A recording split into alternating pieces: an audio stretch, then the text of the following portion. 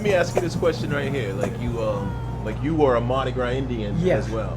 So I guess Mardi Gras for Mardi Gras Indian, that's a big day. Yeah, right? you know, that's a day, you know, that we put all that effort and money that we don't have and to make one of them costumes, to walk out your door and for the people of your neighborhood to tell you what the beautiful work that you've done. See, and that's what I wanted to ask. What I wanted to do is just, you know, like assume like it's like the people listen don't know anything about Mardi Gras Indians. Yeah. Take me through it like step by step. Like I guess the first thing, you know, start with like you getting your suit together all the way to Mardi Gras, what you do that day. I tell you what, this right here, the uptown style of Mardi Gras Indian, is the beginning of a Mardi Gras Indian suit. From that first idea you have. Yes, that's the first idea you have of how you want to design the suit.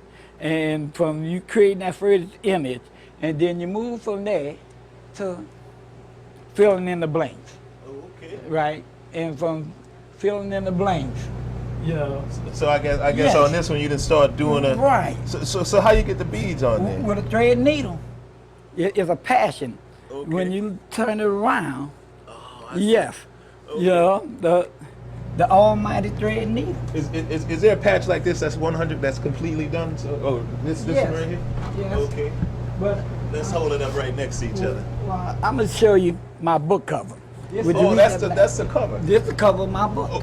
About what's the time involved for this? Well, just to get to this well, point. Well, your commitment, you know, saying, well, I got to get this piece finished. So once you put down that first bead, then you know that. About how much vision. time do you think it'll take us to do? If you serious, a month. Just for this part right here? Just to do this. No. I'm talking about exactly what we have, not completed, but just the beads and the stuff we have on here right Yeah, well, with an outlining, if you're serious, 2 days. now. Okay. Yeah. Now for this one right here. For this. Cause this is a little. For this serious beading, take about a month and a half. Okay. You know, but see this particular piece here, I feel like, you know, just like any artist, that is one piece that is your signature piece of work. And when I did this piece in 1992, which took me about 5 months. Oh wow! Just for this one piece, right? Yes, because it was so intricate, and you know, art is a vision, and I had visions of the colors that I wanted in it. So I had to go out and find the color bead, and you know, get certain parts started. And as the vision and the spirit take control of you, then you end up with this. So for this suit, 1992. Yeah. Let's assume that the Mardi Gras was going to be in February. Yeah. So you probably started working on a suit at what time? Well, I started like about maybe in March. Like the March, or so you got a good 11-month, That's right. 11-month run. Good, Okay. you know, and it's a commitment. You know, Gotta be a commitment. because If it's just 6 you know months for this. when you say that a commitment, that means your financial commitment, your time of all. Because I was working for the transit system on the streetcar tracks. So when I got off out of that grit and dirt, I would come on, take a shower, and eat, and sort of 2 and 3 o'clock in the morning, and had to be to work at 6 o'clock. But that was a commitment of completion. I got you. You know, of that target date, the Mardi Gras day. And while I'm working on a piece, I got other friends who working on pieces for me.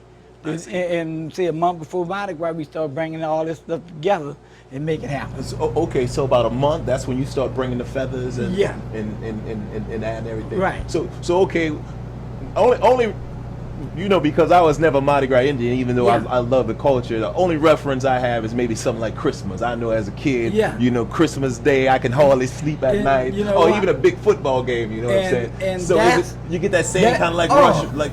It's such a rush that, you know, for you to walk out of that door and you didn't put all this together, you saying to yourself your work is beautiful. But for see, when you stand out there and all these people with their children and everybody say, oh, look how beautiful you are. There's a great job you done.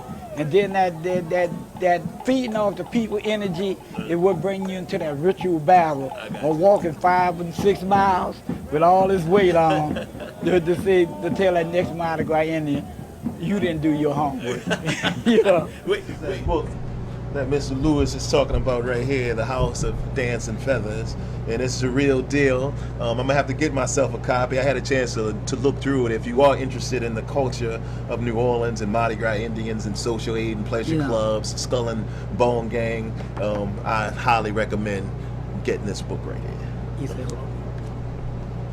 finally, a book came from the inside, a person who done lived this entire culture. There you go. And this is what people feel.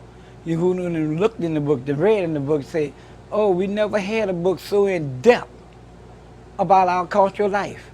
And like I tell people, it's not my book, it's the people's book, you know. And, you know, that's why, like I said, I'm honored for y'all to come here and to be a messenger.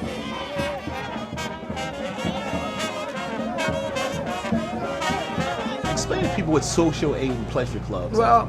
It goes back to our benevolent society here in the city of New Orleans.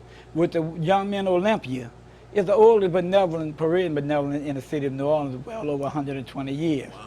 And what the benevolent did out of the church was serve the community. You know, and if you belonged to the benevolent, then you had a chance to have an honorable burial. I see. You know, because the benevolent had burial plots. And they served the community through social aid, through trying to help feed families and do whatever. So things changed over from the benevolent to the social aid and pleasure club, which was more festive. I got you. You know, benevolent wore their black and white, put on their parades and things, and went back to the church. But we still hold the church in high regard. But once we get our blessing thing, then we bring on the big party. We stop at every happy spot and get happy, the followers get happy. And when those 4 hours are over, everybody's happy. Everybody's happy. Yes. So well, since you've been like a Mardi Gras Indian and you've been a member of the Social Aid Pleasure Club, did you start the Big Nine? I helped found it. You helped found it? Along with Edgar Jacobs.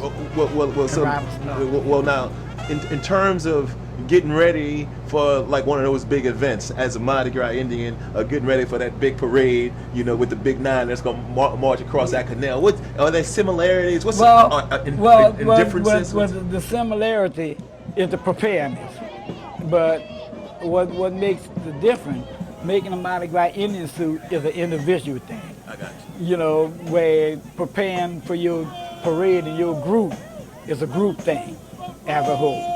You know, you got to determine the clothes you're gonna wear and get everybody to agree upon that color and all of that, right. And then put the whole package together. Well, I bet you they get about 20 dudes to agree on the same color suit. That might not be as easy as it looks. Let me tell you, sometimes you have to become a dictator for the best interest of the club. I got you know, and you can say, well, I'm cutting it off here, and this is what we're gonna do. Now pay your parade taxes and everything, and let the show go on. You know, but that's New Orleans. And like I was saying, when the Social Aid and Pleasure Club took over, in a sense, that we still do the social things, except we using the events of modern times. School supply giveaways and giving out food baskets and these sort of things, and making social statements. You know, that we're not just a party group. When you look at the House of Dance and Feathers, you come to a whole table of educational literature. You know, not just letting people know, yes, we make these great costumes, we dance on the street, but look at here. Look at the education that sits on this table. When you come in here, you're going to look at all this great stuff, then you're going to end up right over here saying, I didn't know about this. I got you. And this is what the House of Dance and Feathers do. It being an education center.